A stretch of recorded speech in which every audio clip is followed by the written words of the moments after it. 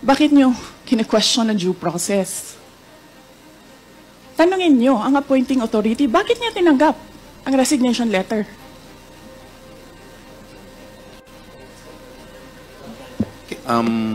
Madam Vice President, Yes, sir. we will, wala pa po tayo dun sa usapin na yun. Sa anong usapin, Later sir? later po sa binabanggit po ninyo. Sa anong Wala pa po tayo sa period of interpellation.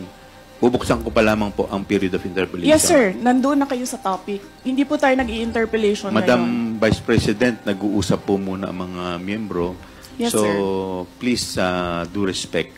Yung Yes, mga, I am very respectful. I am dovetailing from Congressman Marcoleta.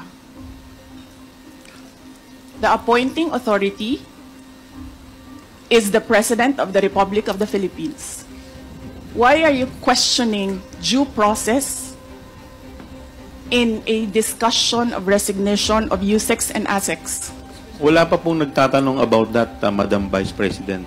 Sir, kinontempt nyo Madam- na, sir, dinetain nyo na yung tao for due process. Madam Vice President, Sir, nasa loob ng detention ang tao because you questioned due process. Asaan ang explanation ng due process ninyo doon? Nasaan? Madam Vice Tinanong President, kita kanina. I'm sorry, sir. Tinanong kita kanina, sino ang appointing authority? USEC ng ASEC. Anong sagot mo? Secretary. Hindi mo pa po- alam. Hindi pa po ako nagsumasagot. Hindi mo. Nakita kita, sumagot. Camera.